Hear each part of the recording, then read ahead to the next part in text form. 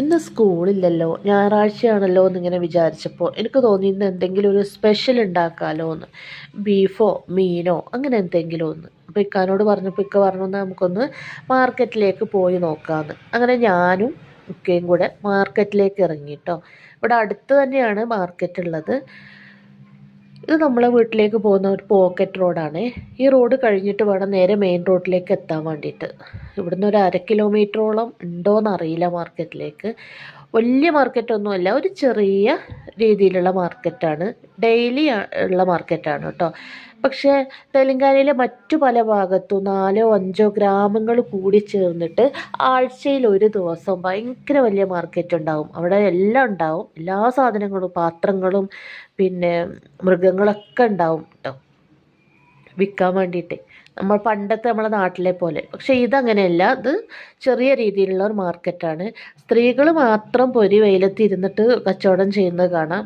അവർക്കാണ് കൂടുതലും കച്ചവട തന്ത്രങ്ങളൊക്കെ അറിയാമെന്ന് എനിക്ക് തോന്നിയിട്ടുള്ളത്. പുരുഷന്മാരങ്ങനെ കുറവാണ് ഇവിടെ. ഞാൻ ഈ വീഡിയോ ഇങ്ങനെ എടുക്കുമ്പോഴേ ചില ഭാഗത്ത് ചില പ്രത്യേക വേഷം ധരിച്ചിട്ടുള്ള ആളുകളുണ്ടാവും, നിങ്ങൾ കാണുന്നുണ്ടാവും.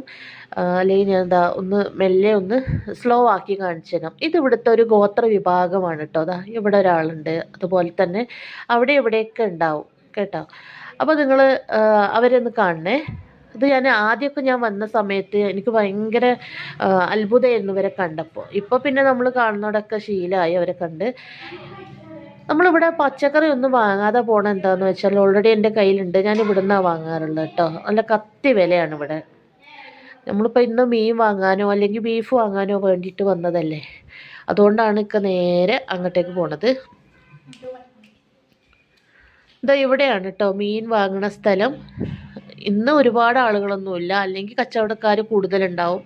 ഇന്നെന്താണാവോ അത് വന്ന് തുടങ്ങുന്നേ ഉണ്ടാവുള്ളൂ ഇക്കാരം. ഇവിടെയൊക്കെ 2-3 ആളുകളൊക്കെ ഇരിക്കാറുണ്ടായിരുന്നു.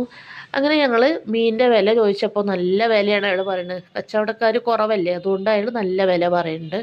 200 പറയുന്നത്. അപ്പോൾ 200 വാങ്ങിയാൽ 2-3 കിലോനുണ്ടാവും ഓരോ മീനും. അതിന് ഈ കടക്കാരൻ്റെ തൊട്ടപ്പുറത്ത് ചെറിയ മീനുമായിട്ട് ഇരിക്കണ ഒരാളുണ്ട്. നമ്മൾ അവരെ അടുത്തേക്ക് പോയി ചോദിച്ചു. അപ്പോൾ അവിടെ നല്ല 200 രൂപ തന്നെയാണ് മീനിന്. ഇന്ന് ഞായറാഴ്ച ആയതുകൊണ്ടേ അത്യാവശ്യം നല്ല വില ഉണ്ട് മീനിനൊക്കെ കേട്ടോ. ഉച്ച കഴിഞ്ഞാൽ ചിലപ്പോൾ മീനിന് വില കുറയും. അപ്പോൾ ആ ഒരു ഫ്രഷ് മീനിൽ നിന്ന് മാറുമല്ലോ, അതുകൊണ്ട്. അപ്പോൾ നമ്മളെ സംസാരം കേട്ടിട്ടാണ് അവർ ചിരിക്കണത്. നമ്മൾ ആദ്യത്തെ ആളടുത്ത് തന്നെ പോയി ഒന്നും കൂടെ ചോദിച്ചു. അപ്പോൾ അവർ 185 രൂപ പറഞ്ഞു. അപ്പോൾ നമ്മൾ വിചാരിച്ചു വേണ്ട, നമുക്ക് ബീഫ് വാങ്ങാമെന്ന് വിചാരിച്ചു. ഞങ്ങൾ ഈ നടക്കുന്നതിൻ്റെ 2 ഭാഗവും ഈ